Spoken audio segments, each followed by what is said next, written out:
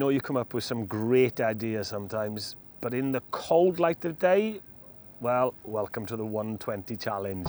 I've got 120 minutes, yes, 2 hours to turn up to a fishery, tie the flies that I'm going to fish with, and then go onto the water and catch a fish. Remember, all the time I spend at the vice is time lost on the bankside.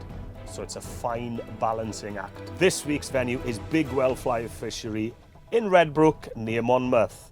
It has 3 lakes and it's regularly stocked with fish between 2 and 12 pounds. And the top lake is the clearest crystal watered lake I've seen in a long time. I've decided my plan of attack, so it's down to the vice and start the clock.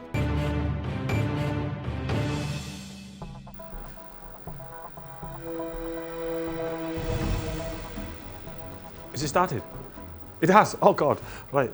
Okay, I've decided to tie first the F fly, an olive F fly, and the reason for this is that I saw a lot of fish cruising in the top lake close to the surface, and I also saw the odd fish taking off the top. The second one is my favourite stalking bug of a hare's ear, but normally I'm tie it with a gold head, but this time because the water was so clear and the sun was bright, I decided on a duller white bead so it wouldn't spook the fish. And the last one, well, I had to choose a lure, so I decided on a Montana nymph. It was with a tungsten bead, so it allowed me to explore all the depths and get those fish chasing. 3 flies tied, now to set the rods up. Now I argued that I should have been allowed to put these rods up before the time started, but I was told no. So 1 rod rigged up, floating line, stalking bug on. Let's get up to the gin lake. You can see the lake. Problem is, everybody can see all the fish can see you, they've probably seen every fly under the sun, but they ain't seen mine yet. Seeing all those fish, you can get lost in the moment. What I'm doing is I'm targeting one particular fish. The problem is every time that fly drops on the water, they just swim away. Cast again, another fish. What I am trying to do now is setting a trap. Put the cast 2-3 yards further up than the fish that I'm targeting and allowing the flow, even though this is a lake, there's a big flow going through it and it's pushing my fly down to the fish. Unfortunately, fish after fish came up to the fly, turned away. It was very, very frustrating. I tried some different retrieves by short, sharp, jerk retrieves, figure of 8s, tweaking it. The odd fish would follow for a yard or 2, then decide to turn away. And at this point, I thought, shall I go back to the lodge and retie a smaller fly? But suddenly, a couple of fish rose.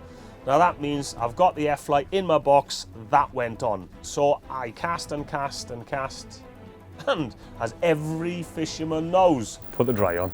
What happens? Nothing rises. I might be back onto the nymph in a minute. Right, 3 fish. Oops. Get over there. Oh, ah! So it was back to the nymph. There it is, white-haired hare's ear. At this point, I wasn't sure which fish to cast at, and I was just dangling my fly near the bank, and boy, the sticklebacks loved it. Unfortunately, their mouths weren't big enough to get the hook in.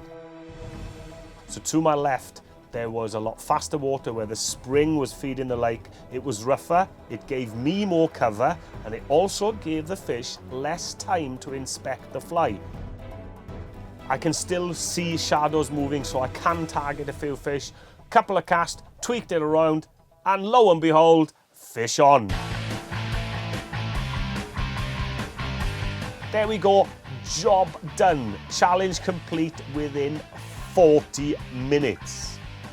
Now, if you know of a fishery that would be great for the 120 challenge and would test my skills, well, email us at fieldsportschannel.tv or post a comment or suggestion on our Facebook page.